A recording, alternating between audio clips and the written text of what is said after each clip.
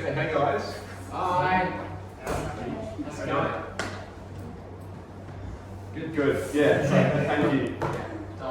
Everyone answer at once, please. Thanks for coming out to the mentor training tonight. My name's Tom. I'm Bart. I'm Travis. And we're just going to run through some presentations, get to know each other a bit, and get you guys all trained up to be mentors. Who's excited? Yes. Yeah, here we are. Alright. Should we do the Yeah. from country? We would like to acknowledge traditional custodians of this land and pay our respects to elders past, present and emerging, for their whole traditions and culture of Aboriginal and Torres Strait Islander peoples across the nation. We acknowledge the continued spiritual connection and attachment that Aboriginal and Torres Strait Islander peoples have to the country and the continued knowledge and enrichment of culture that comes from that.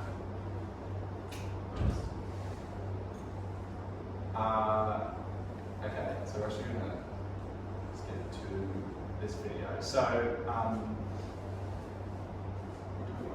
Actually, before we go to the mentoring video for that doesn't work.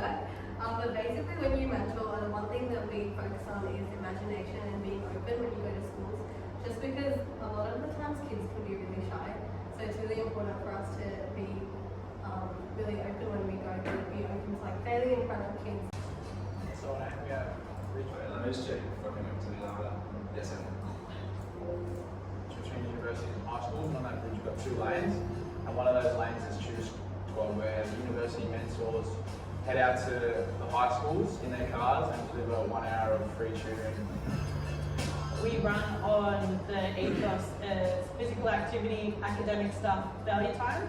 So it's 5 to 10 minutes of physical activity. It's where we jump up, run around, do physical movement to reset the brain. So we want the kids to get out of the idea that we're in this school routine. The next 40 minutes of study time, or what I like to say, the school of life. Every kid that turns up, it's high expectations. So you come, you have work, you do the work.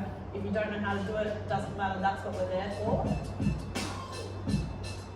We do that for a solid 40, 50 minutes, and then afterwards we do a thing called value time.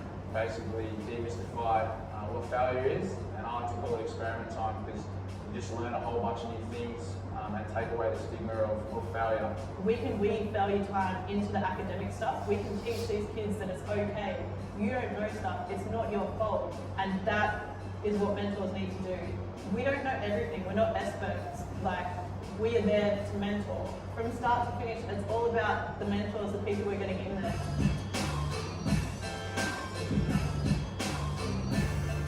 These kids have had their trust broken time and time again. So for someone to turn up and to show that they care and they're deeply invested in their development as a human being, just builds that trust and within the program, and that they can believe in themselves and believe that other people are there for them.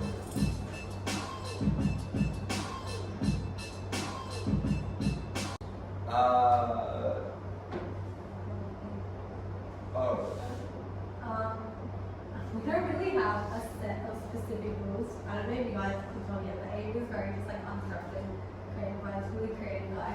But our basic rule is no shade at him. So when you go to schools, we don't want like students to feel like they have to be shamed, like because definitely in high school, people are just like crippled by the views of their peers, and even just like being a mentor, just make sure that you have some shame, but like be out there. Like Jade, she said one time she did the work in front of like 300 kids just to make like get them more excited and just doing things for students that make them feel way more comfortable in the environment. Yeah, I found as a mentor, it's really fun because you go along and our job is really to make it easy for them to do whatever they want. You know, these kids to do like anything with us because we're the idiots that are happy to lead it. You know, so having no shame and being prepared to jump in first, so that then the whole group can follow you is it's quite liberating. You know, after sitting in tutorials and being like, oh, I know teach, and then you get to go and be an idiot. It's great fun.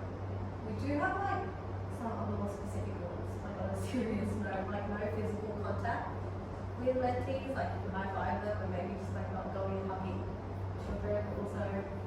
Also, we have like t-shirts and hoodies that you would wear to schools just to show what you're for baby and you're not just a strange old person who's entering school, so we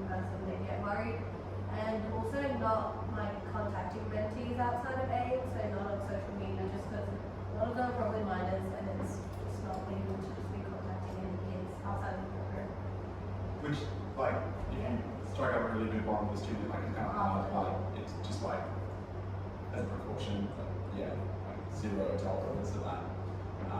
And you get to see them next time at the session, so that's how it rolls.